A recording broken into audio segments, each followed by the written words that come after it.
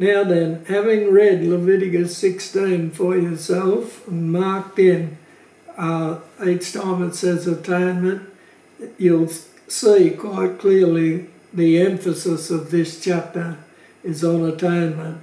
But we'll just look at and see what comes out of it regarding substitution now.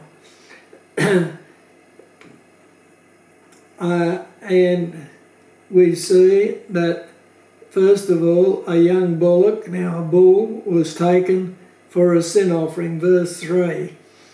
And thus shall Aaron come into the holy place with a young bullock for a sin offering and a ram for a burnt offering. And so they're coming on the Day of Atonement, the 10th day of the 7th month. Now, let me point out that they could do a sin offering any time, and people did all the time come when they had sinned and they knew they had sinned and they were their sin came to their mind and they were convicted about it. They would come to the priest and say, I've sinned, I need to make a substitutionary offering for my sin, and they could have the sin offering. The priest would do it and would take it outside the camp and burn it. But once a year, for the whole congregation, on the 10th day of the 7th month, God commanded that on this day a sin offering was to be brought, and on this day atonement was to be made, and on this day he required satisfaction for the righteous demands, for his righteous demands, because he's a holy God. And so he required propitiation. On this day, expiation had to be made, sin had to be blotted out. And so on this day, it all had to be done every year. And so a young bullock was taken for a sin offering, and it was to provide substitutionary atonement for the high priest and for his house. Verse 11, and Aaron shall bring the bullock of the sin offering, which is for himself, and shall make an atonement for himself and for his house, and shall kill the bullock of the sin offering, which is for himself. Right? And then a ram was to be taken for a burnt offering, verse 3. And Aaron shall come into the holy place with a young bullock for a sin offering and a ram for a burnt offering. Now where it says he was to come into the holy place, that was inside the court. Now that wasn't in the tabernacle itself, it was in the court where the offerings were made on the brazen altar. Right? And then verse 5 tells us 2 goats were to be taken, and he shall take of the congregation of the children of Israel 2 kids of the goats for a sin offering. Right there, a sin offering. And 1 for a burnt offering. Right, 2 goats were to be taken. 1 was a sin offering for the congregation to provide substitutionary atonement. Now, we know that's right because we go over to verse 15 and 16.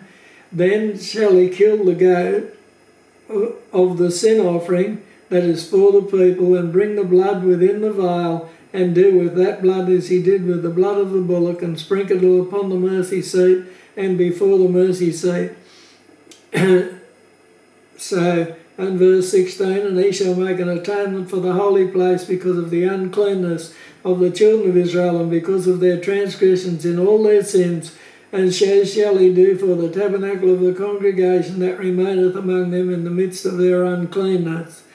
Right, so 1 was a sin offering for the congregation to provide substitutionary atonement, and the other was the scapegoat, verse 20 to 22. And when he hath made an end of reconciling the holy place, when he's finished doing what he's going to do inside the tabernacle itself, and the tabernacle of the congregation and the altar, he shall bring the live goat, and Aaron shall lay both his hands upon the head of the live goat, and confess over him all the iniquities of the children of Israel, and all their transgressions in all their sins, putting them upon the head of the goat, and shall send them away by the hand of a fit man into the wilderness, and the goat shall bear upon him all their iniquities, and unto a land not inhabited, and he shall let go the gate in the wilderness. Right. So this scapegoat took the sins of the people on itself and bore them away. Where did it bear them away to? Well, far away into a land not inhabited. It's as if they disappeared from the face of the earth. As far as the east is from the west, so far hath he removed our transgressions from us. Right, the sins of the congregation were imputed to this goat. They were put to its account. He confessed on the head of the goat, with his hands on the head of the goat, he confessed the sins of the people. And the goat in type took the sin on itself, and then it was taken away by the hand of a fit man, and it was as if those sins disappeared, were gone, and God remembered them no more. So in every way we see the scapegoat is a perfect picture of substitution. It took the sins of the people on itself and bore them in its own body and took them away. So it's another perfect picture of substitution, and we just see so much of substitution within the law. And then verse 5, a ram was taken, verse 5, and he shall take of the congregation of the children of Israel 2 kids of the goats for a sin offering, and 1 ram for a burnt offering. It was to provide substitutionary atonement for the whole congregation. So once again, substitution is the key thing to do with all of the sacrifices. They were instead of the people. Now it's clear that all these things are types or shadows. When we come to the New Testament, we see them all wonderfully fulfilled in Christ. Just let's get a picture of what happened on this 10th day of the 7th month. The priests, not only Aaron, he was the high priest, but the priesthood was all assembled at the tabernacle. Now they were in the court of the tabernacle, and then there was people in there too to witness it, and then all the rest of the people were outside looking in, and they would see a young bull taken in for a sin offering, and they would know that it would be sacrificed and its blood shed and its blood caught in a bowl to be taken into the Holy of Holies. And they would know that that bull went in their place. It provided substitutionary atonement for the high priest and for his house. And without a high priest who was acceptable to God, there could be no salvation. And so the people knew that that bull was a substitutionary sacrifice for the priesthood that made it possible for the high priest to represent them to God. And then a ram was taken for a burnt offering, and it was to provide substitutionary atonement for a high priest and his house. And then they saw the 2 goats taken in, and they would know that there would be lots cast on those 2 goats. One would be taken to be sacrificed for a sin offering to provide substitutionary atonement for them, for the people themselves, and they'd know the other one was to be kept as the scapegoat. And then the blood of that